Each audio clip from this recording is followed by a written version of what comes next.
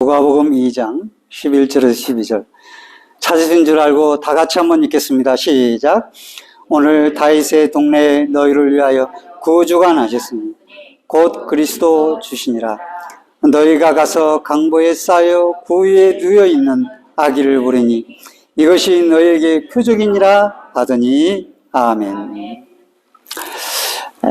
아브라함과 다윗의 자손으로 오신 그리스도가 구약의 메인이며 또 신약의 메인이죠. 신약의 메인은 다시 오시겠다라고 하는 게 메인이 되겠죠.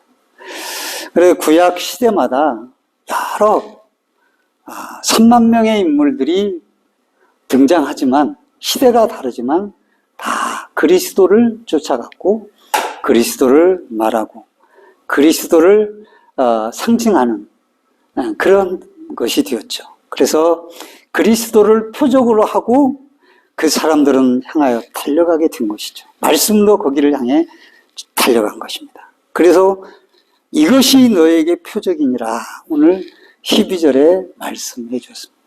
그런데 여러분 생각해 보세요. 하필이면 흑역사잖아요. 박역것에도 태어나는데 그 찬란한 그 신화를 만들어서 그 왕의 그 왕됨을 뒷받침하는 그런 신화를 만들어내서 위대한 인물로 등장시키잖아요. 김일성이도 마찬가지입니다. 그런데 예수님은 강보에 쌓여서 구유에 누워있는 아기가 표적이라는 겁니다. 참 이해하기 힘들죠. 사람들은 이런 과거를 덮으려고 하고 흑역사라고 하고 이걸 어떻게 바꿔볼까 그런데 성경은 그대로 그걸 숨기지 않고 드러낸 거예요. 왜 그걸 표적으로 삼았냐라고 하는 것이죠. 화려한 궁전도 그리고 힘있는 권세의 능력자의 아들로 그렇게 충분히 태어날 수 있잖아요. 그런데 보통 집에서도 아닌 마국간에서 그리고 강보라고 거친 보자기에 쌓여가지고 태어난 아기 예수를 우리가 바라보는 것이죠. 왜 그렇게 그것을 표적으로 삼았을까 생각을 해봅니다. 왜 그랬을까요?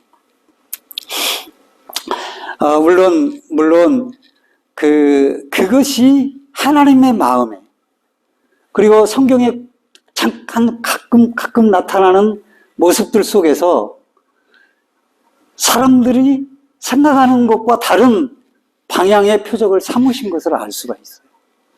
많은 유대인들은 왕궁에 태어날 그리스도를 바라봤고 사람들 눈에 빛과 번쩍한 그 힘있고 화려한 곳에서 태어날 것을 기대하고 그런 능력의 아기 예수를 바라봤을 겁니다. 그런데 하나님은 그렇지 않았다는 것을 우리가 알 수 있어요. 그래서 구약에 오실 것을 이것이 이 표적이 에온을 따라 왔기 때문에 그것을 표적으로 삼은 거예요. 만일 왕궁을 표적으로 삼고 왕궁에 태어날 황금 침대에서 태어날 걸 생각했다면 그런 걸 표적으로 삼았겠죠. 이것이 황금 침대가 표적이니라 너희에게 이렇게 말했을 거예요. 그런데 그 냄새나고 말똥 냄새 말구유라는 것은 없지만 구유라고 했으니까 대부분 말구유로 알고 있습니다. 거기에 구유의 밥통에 강보로 쌓여서 태어난 그것이 너희의 표적이니라 참으로 신기한 말씀입니다. 이걸 처음에 보면 여자의 후손으로 오실 것을 창세기 3장 15절에 약속을 했잖아요. 여자의 후손은 내 머리를 상하할 것이요. 또 미가서 5장 2절에 보면 베들레헴 에브라다야 너는 유다 족속 중에 가장 작을지라도 이스라엘을 다스릴 자가 내게로 나올 것이라 이렇게 말씀. 가장 작은 고을 보잘것없는 고을에서 왕이 태어나는 거예요. 근데 그것도 마국간에서요. 마국간은 감췄어요. 또 이사야 7장 14절에 보라 처녀가 잉태하여 아들을 낳을 것이요 그 이름을 임마누엘이라. 또 이사야서 9장 6절에 이는 한 아기가 우리에게 낳고 한 아들을 우리에게 주신 바 되었는데 그 어깨는 정사를 메었고 그 이름은 기묘자라 모사라 전능하신 하나님이라 영존하시는 아버지라 평강의 왕이라 할 것입니다. 구세주가 오시면 인간의 모든 질고를 지고 가시게 될 것을 말씀해 주셨어요. 그는 실로 우리의 질고를 지고 우리의 슬픔을 당하셨거늘. 그게 아무 흠모할 만한 없는 마른 땅에 솟아나는 싹과 같이 보잘것없는 볼품없는 메시아를 선지자들이에요.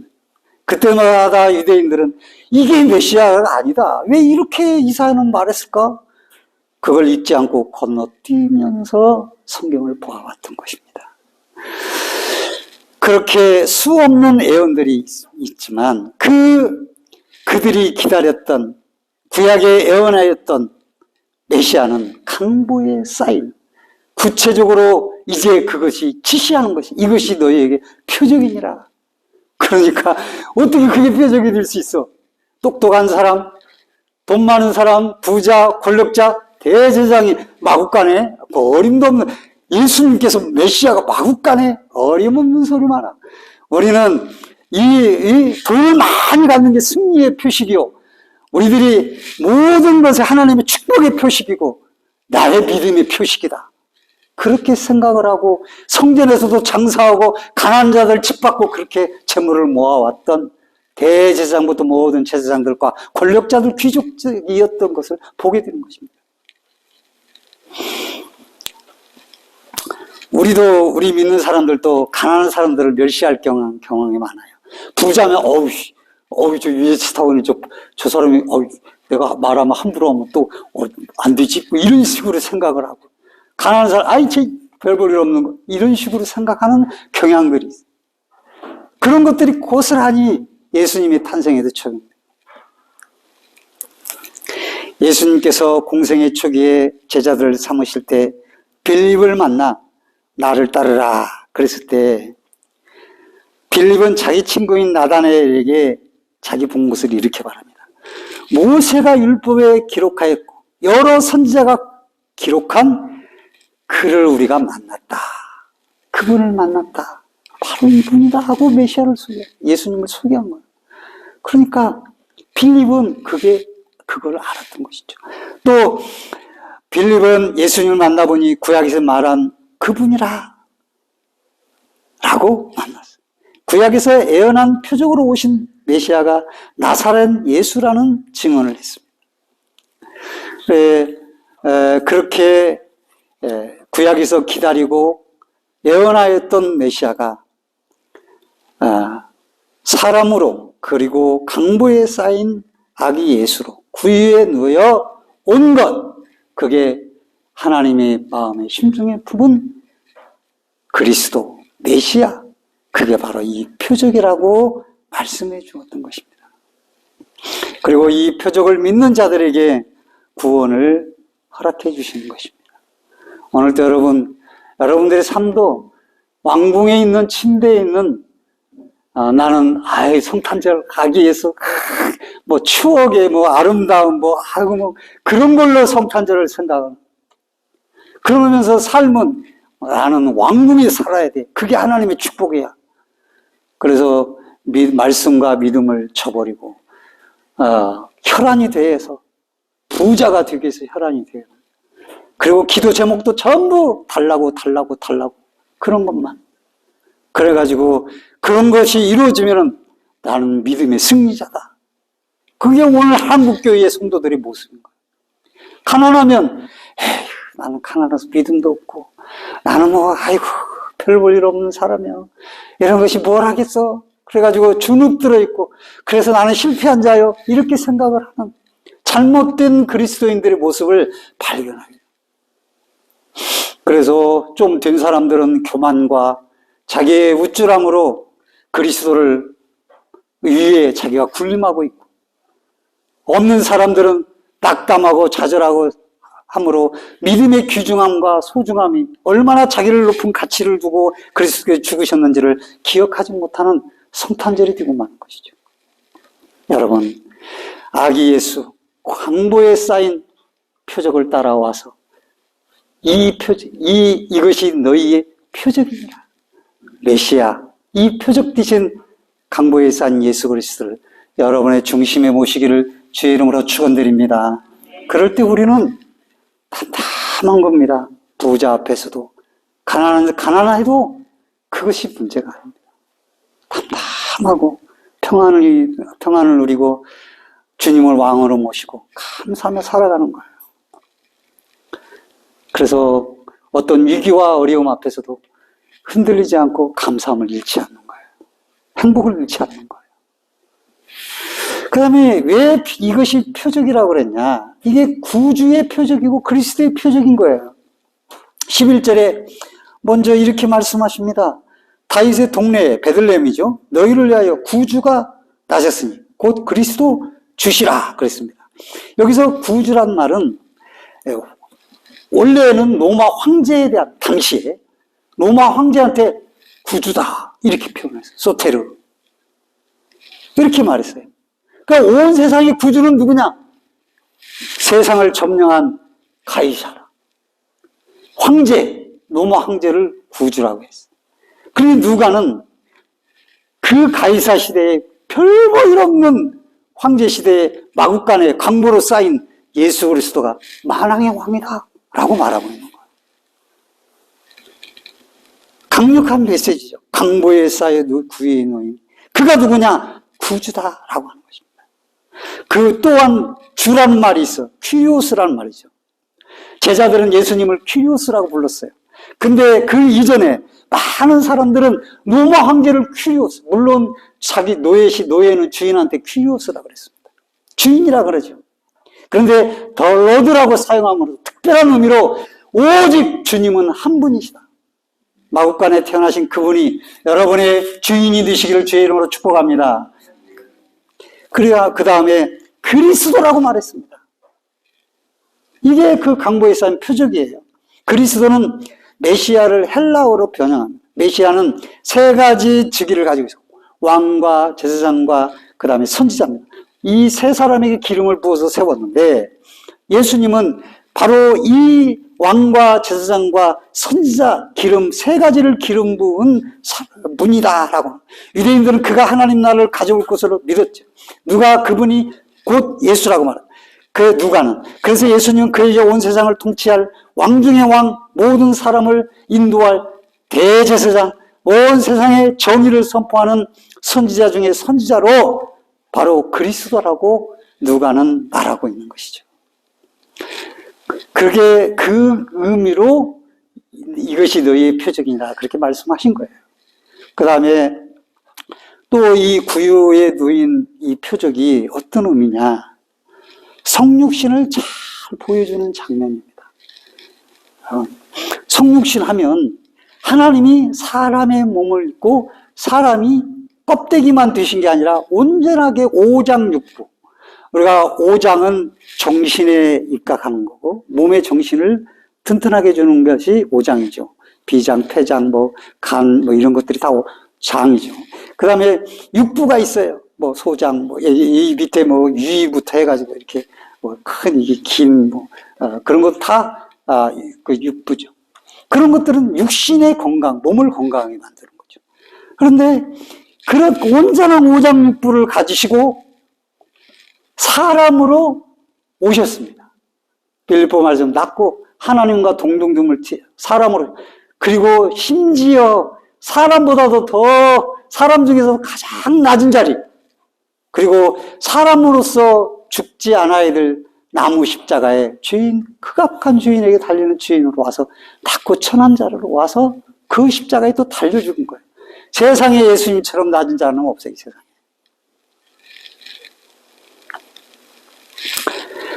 그래서 바로 이 임마누엘의 하나님이 가장 비천하고 가장 낮고 천한 모습으로 오신 거죠. 그것이 구유에 누이진 아기가 잘 보여줍니다.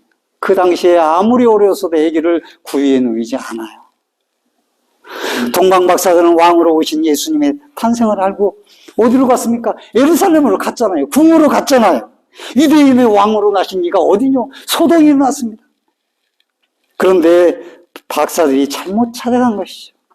그를 인도하던 별이 밤이 되니까 다시 인도하는데 마국간으로 인도했고 베들레헴으로 인도했고 박사들의 예상은 빗나간 거죠. 왕궁이 아니라 가장 낮고 천한 자를 위하여 오시라고 예언했기 때문에 이사야서 61장 1절에 주 여호와 영이 내게 내리셨으니 이는 여호와께서 내게 기름을 부으사 가난한 자에게 아름다운 소식을 전하게 하려 하십니다.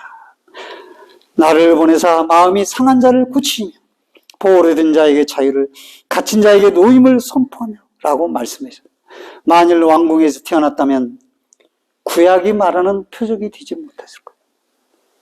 왕궁에서 태어났으면 가난한 사람의 심정을 어떻게 알겠어요, 여러분? 모르는 겁니다. 여러분들이 아무리 대통령을 잘 뽑아도 부자 대통령은 우리를 잘 알 수가 없어요. 가난한 사람은 어떻게 합니까? 시내 버스비가 얼마인지, 가스가 얼마로, 전기가 세가 얼마나 오는지, 무슨 상관이겠어요? 아무 상관이 없는 거예요. 몰라요, 그런 걸. 가난해봐야, 아이고, 그때 그렇게 살았지. 힘들게 살았어.